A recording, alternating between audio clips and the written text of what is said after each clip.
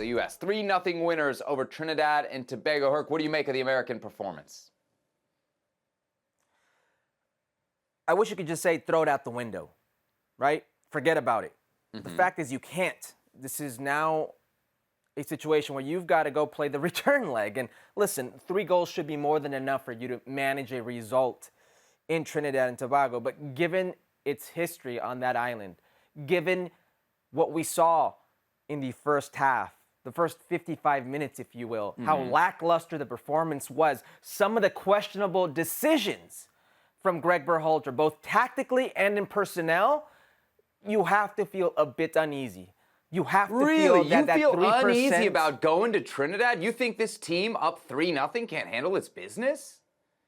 Trinidad didn't get a shot. Forget a shot on goal. They didn't have a shot attempt in this game, Herc. How are they gonna overcome a 3-goal deficit? I don't know. The same way they didn't make a World Cup in 2018, the same way they lost 2-1 in that 3% chance, and the stars aligned with Honduras beating Mexico and Costa Rica losing to Panama on a phantom goal. The same way those things happen, people still remember, Seb. People still remember. They're not going to forget just what happened. They're not going to forget the performance you put in this game. The scoreline may say 3-0. The scoreline may read 3-0 at the end of this. But there was a part of you watching this that thought, this could end 0-0. No. They could maybe even sneak one in and Trinidad could beat them.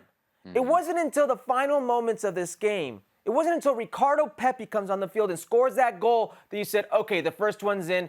Now it gets easier. But now it's a race because you need the second one and you need the third one. You need to see what you can do. But tell me there wasn't a moment when you're watching this game that you're sitting there thinking, not again, not again.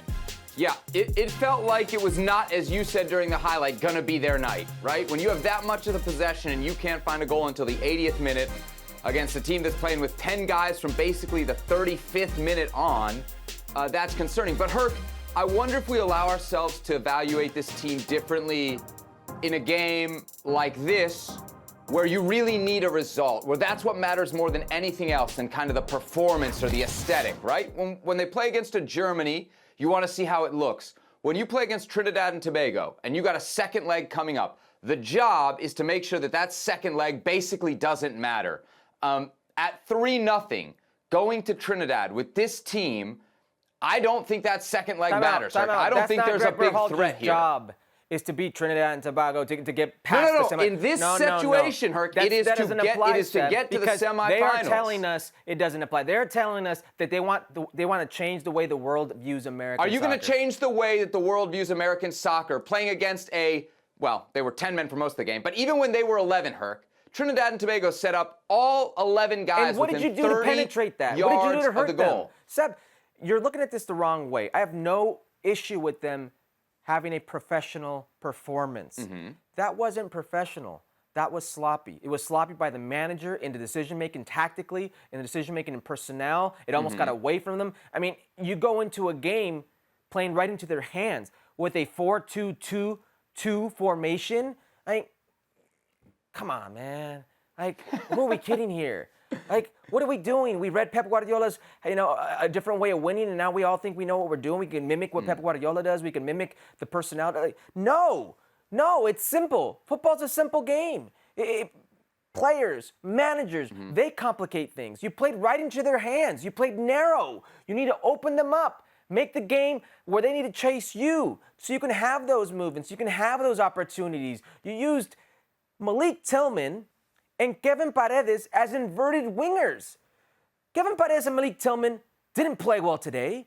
That's not on them, not all of it. Sure, they could be sharper, they could be better in certain situations, but you play them in positions that they would never play. When have they ever played in a 4-2-2-2 as inverted wingers? When is it suitable for Kevin Paredes to be in tight spaces like that to combine with a defense that's pretty much everybody in their own 18? When have you seen that from him? When has he been that type of player? No, get him in open space. Get him isolated. Go 1v1. Let him do something like that. Malik Tillman, Gio Reyna, Malik Tillman, how would they coexist? I honestly thought it would be Malik in the middle when I saw this formation and Gio out wide. Maybe they would coexist that way. It was mind-boggling. I was scratching my head at the player personnel. I was scratching my head at the tactical, if you will, game plan or lack thereof from this U.S. men's national team in this first half. They made this game much more difficult than it had to be. The last 3 times they played against Trinidad, 3 wins, 19 goals for, 0 against, Seb. Yeah. It didn't have to be this difficult.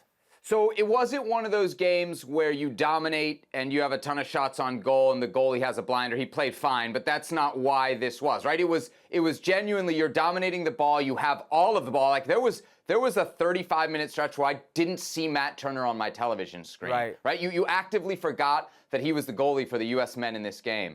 And yet, despite all of that possession, all of that dominance on the ball, as we showed you in the highlight, first shot on goal, 55th minute, there really wasn't even, beyond a shot on goal, you can have a clear-cut chance without a shot on goal. There wasn't even a clear-cut chance in that first half. You're talking about tactics, Herc. How much of that is at the feet of a Greg Berhalter? How much of it is at the feet of the guys who played in this game and filled in the roles of those who aren't there, the Christian Pulisics and the Tim Weahs? And how much of it is just the fact that you don't have, Christian Pulisic and Tim Weah, who I think right now you could argue are the best players on this national team, and when they're with the national team, among the most consistent as well. Do you think that Christian Pulisic and Timothy Weah not being here would be a factor if they just played in a regular 4-3-3?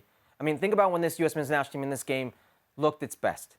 It's when they reverted back to a 4-3-3. It's when Malik Tillman was out. It's when Kevin Paredes were out. It's no 4-2-2-2. It's none of that. It's you're just playing the way you know how to play. You're giving players an opportunity to shine where they play best. It's not rocket science. Honestly, it shouldn't be this difficult. You mentioned Turner wasn't even mentioned on the broadcast because he shouldn't be mentioned on the broadcast. You knew exactly how Trinidad would and could hurt you if they were going to. Trinidad had no interest in trying to hurt you any other way than besides defending like madmen and transitioning at speed. If you can take that away from them, if you can make them have to chase you, open them up, it's going to be easier. Don't play right into them. I just thought it's very easy for us to sit here and talk after things happen, right?